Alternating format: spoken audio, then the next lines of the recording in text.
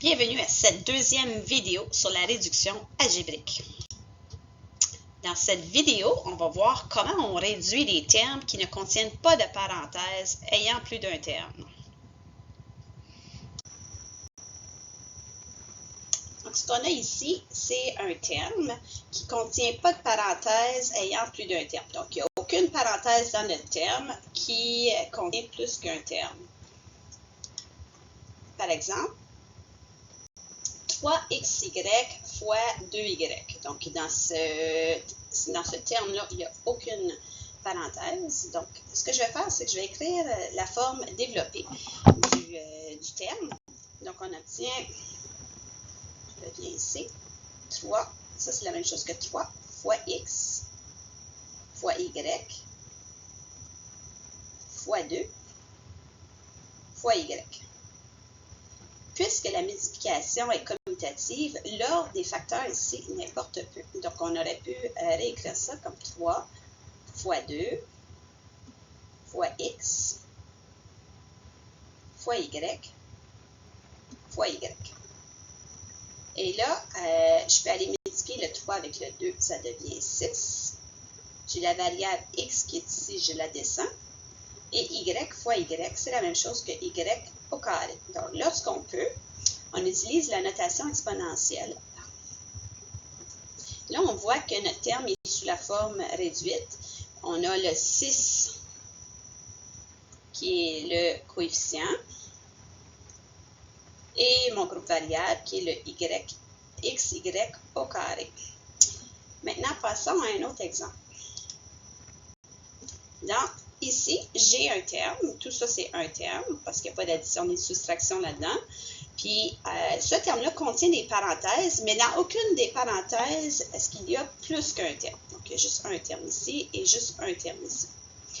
Donc là, on va aller voir ce que ça donne une fois réduit. Donc là, je vais écrire, comme la dernière fois, la forme développée pour vous montrer ce qui se passe. Ça, c'est la même chose que 7 fois x, fois, et l'autre partie, c'est 3 fois x, fois x. Encore une fois, à cause que c'est juste des multiplications, l'ordre des facteurs n'est pas important. On aurait pu écrire 7 fois 3 fois x. Là, j'ai mon x qui est en multiplication 4 fois. Donc, on obtient 7 fois 3, 21. Et le x qui est en multiplication avec lui-même 4 fois, en notation exponentielle, x exposant 4. Donc, ce qu'on remarque ici, dans les deux exemples, ce qu'on remarque, c'est que les nombres se sont multipliés ensemble. Dans le premier exemple, 3 fois 2, on obtient le nouveau coefficient 6. Dans le deuxième exemple, on a 7 fois 3, qui donne 21, qui est bel et bien le coefficient du terme une fois réduit. Autre chose qu'on remarque, c'est que lorsqu'il y a deux variables identiques qui se multiplient, on doit additionner les exposants de ces variables. Dans mon premier exemple, il y avait deux variables identiques, le y et le y. Les exposants qui étaient sous-entendus, c'est un 1 ici et un 1 ici. 1 plus 1 qui fait 2, et on a bien un y au carré dans le terme réduit. Dans mon deuxième exemple, j'ai un x au carré, un autre x au carré. Si on additionne les exposants, 2 plus 2, ça fait bien 4. Donc, il faut se rappeler que les nombres vont être multipliés ensemble, puis les variables identiques, eux, on va additionner leur exposant.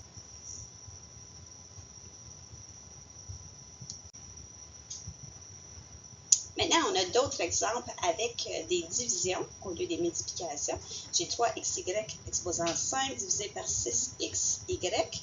Donc, si j'écris la forme développée de ce terme-là, on obtient 3 fois x fois y fois y fois y fois y fois y. C'est juste divisé par 6 fois x fois y. Quand on divise, on enlève les facteurs communs. C'est comme quand on réduit des fractions. Donc, je vais enlever les facteurs communs. Il y a le 3. Donc, si on divise le numérateur par 3, le 3 disparaît, remplacé par un 1. Le 6 devient un 2. regarde attentivement, il y a d'autres facteurs communs. On pourrait diviser par x au numérateur, donc ce x-là disparaît. On divise également par x au dénominateur, ce x-là disparaît. Un y au numérateur peut être annulé avec un des y au dénominateur. J'ai discuté à annuler celui-là. Qu'est-ce qui se passe? Et voilà. Et là, si je regarde ce qui me reste, j'ai au numérateur, j'ai y exposant à 4 et au dénominateur, j'ai un 2. Donc, y exposant à 4 divisé par 2. Et là, ça c'est un terme sous la forme réduite. Son coefficient, c'est une demi, puis le groupe variable, c'est y à la 4. Dans mon prochain exemple, on a à peu près la même chose. Mon 28, je vais écrire la forme développée en premier. Donc, j'ai 28 y fois y. Au dénominateur, j'ai 21 fois y fois y fois y, 6 fois.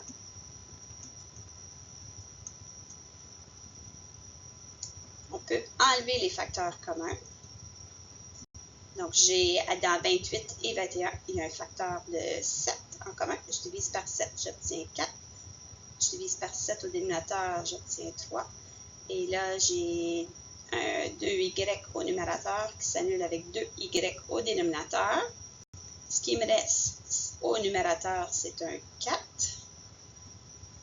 Au dénominateur, j'obtiens 3 y à la 4. Remarquons ce qui se passe ici. Les nombres sont divisés en enlevant les facteurs communs. Donc, on enlève les facteurs communs.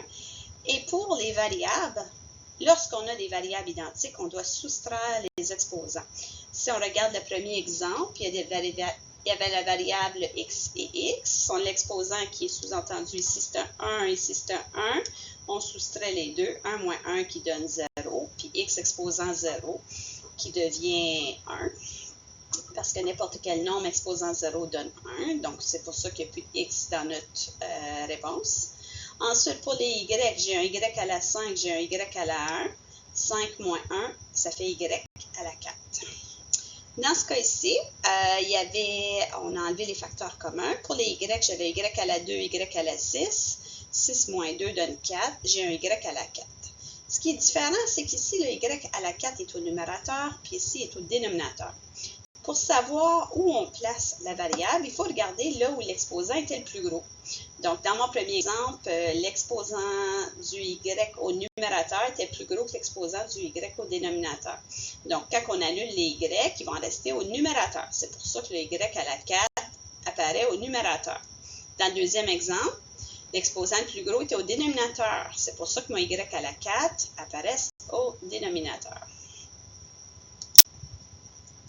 Ici, j'ai choisi de faire quelques exemples avec vous pour pratiquer davantage. Dans la première colonne, on a des multiplications et dans la deuxième, des divisions. Donc ici, si je pratique ce qu'on a vu, il faut multiplier les nombres ensemble. Donc, ça en obtient 30 comme coefficient. Et le groupe variable, ce serait A, parce qu'il n'y a pas d'autres variables dans l'expression.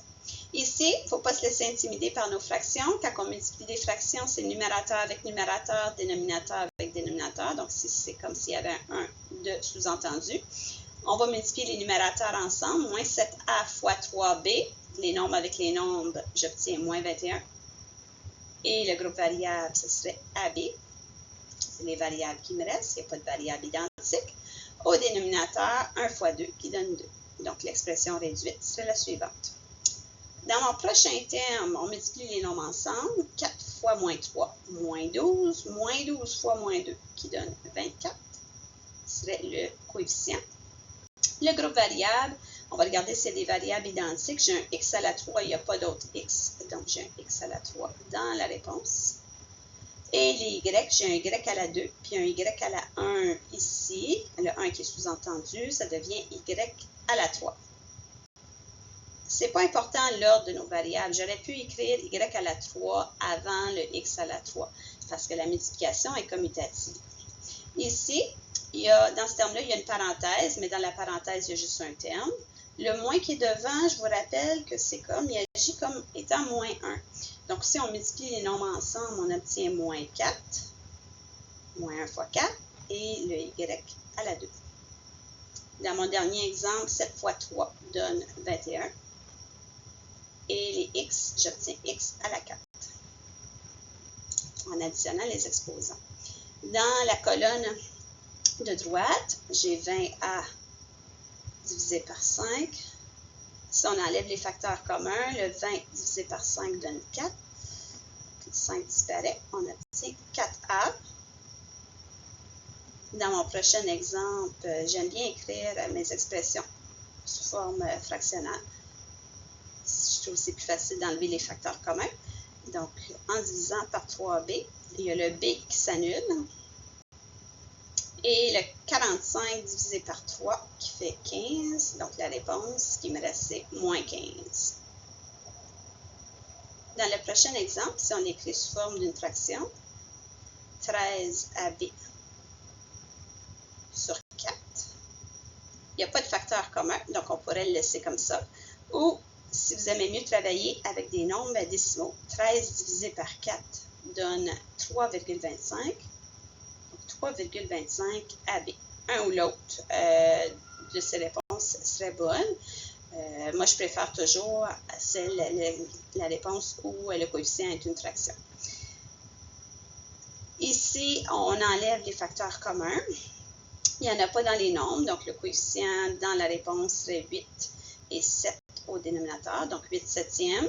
Les S, les variables identiques, il y a plus de S au dénominateur, donc il va nous rester des S au dénominateur, il va en rester 2 parce qu'il y a 2 plus au dénominateur. Et les t, eux autres, ils vont être au numérateur. Puis je fais 5 moins 2, qui est les exposants des t, qui donne 3. Donc t à la 3 au numérateur.